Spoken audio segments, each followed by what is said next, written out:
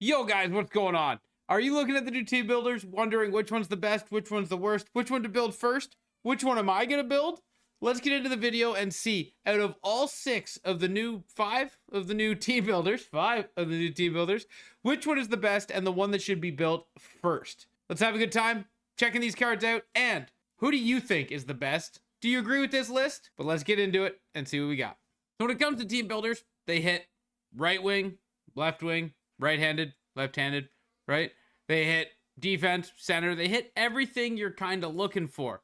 But which one is going to be the best and which one is going to be not the worst, because none of them are terrible, but the last one you should chase? Well, in my opinion, Jerson is going to be the worst option out of all of these. 6'3" is big, right? Defensively, he is sound. But the best defense is being able to skate around and cover up mistakes. Like, unless you're going to be positionally sound, this Jerson isn't going to be able to skate you out of trouble. And if somebody gets flying up the boards, this card's not going to be able to keep up. So with that being said, I feel like cards will already be out skating this card. His endurance is high, but his agility, his acceleration, his speed is so low that he's not terrible. He's just not one of the better versions of these team builders to build. So I'm going to be avoiding this card. Not going to be one I'm going to be going after right away, if at all. And I'm going to pass and move on. Now, with that being said, guys, like I said, none of these cards are terrible. But what these cards do feel like is kind of like last year's 93s.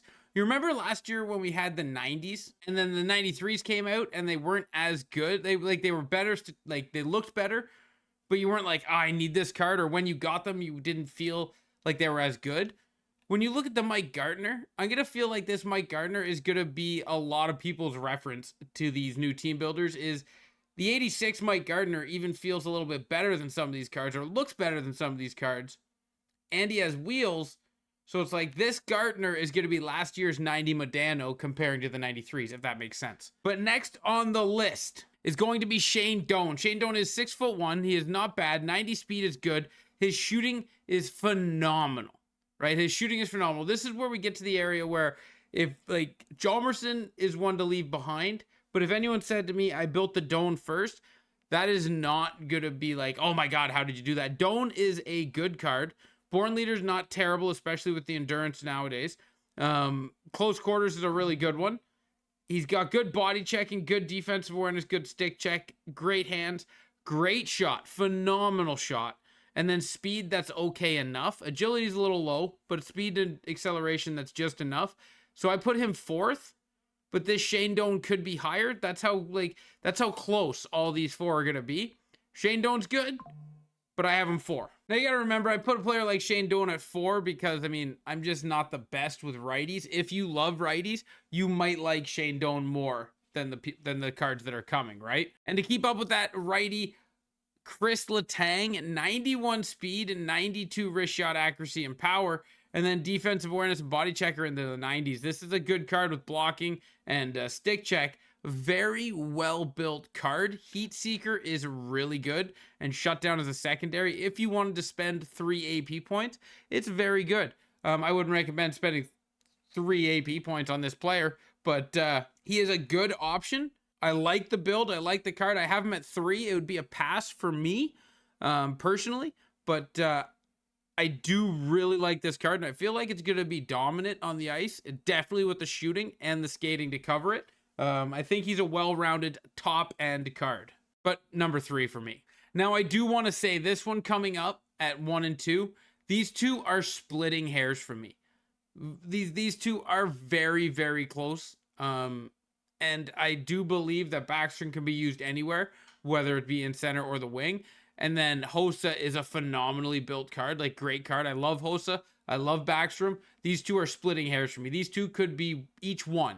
So we could call them 1A and 1B if you want, but because we're putting 1 at 2 and 1 at 1, right? So we got Jerson at 5, Doan at 4, Letang at 3, and at number 2, we got Marian Hossa. Unstoppable Force, Make It Snappy is elite. Elite. His hands, unbelievable hands.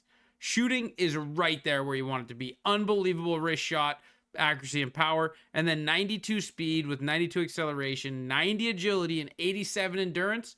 This card is right where you want it to be. This is why I said 1A or 1B. This card is phenomenal. absolutely phenomenal, but he is number 2. And the sole reason I have Backstrom ahead of Hossa is because Backstrom can play the same wing as Hossa, or he can play center. He's got more versatility, elite edges, and tape to tape. 90 face-off with the same 92 speed, the same 92 acceleration, the same 90 agility. His shot is less than Hossa's, right? We will give that to Hossa. He's got a way better shot. But the versatility of being able to put Backstrom at center or on the wing is unbelievable. Absolutely unbelievable. And I think that needs to go into a consideration when you're talking about what is the best card to go after. And well, that is why I am going to be building Nick Backstrom out of all of them right now. We got to substitute out Dan Boyle for some right-handed defenseman. Who's it going to be? It's not going to be Montour. It's going to be Jamie Drysdale. Welcome back to the club as we go and get Backstrom, which this one's tough because this one is removing Nieuwendyk from the squad. Absolutely removing him from the squad. He's been a great card for me, but improvements are where you win more, and it's time to improve the squad by putting Nick Backstrom in there because he is better than Nieuwendyk, so that's what we're doing. And here we go. No going back now. Drive it home. Get the Backstrom. Have some fun. And like I said, if it comes down to splitting hairs where it's Backstrom or Hossa, I get it. They're both phenomenal. If you know you're putting them both on the wing and you want to pick Hossa, get after it. But there is a chance that somewhere down the road you need to shift your team builder to center, where if you get more left wingers or more right wingers, left-handed wingers, you need to shift Backstrom to the center. That's where you're going to want him over Hossa. That's at least my opinion.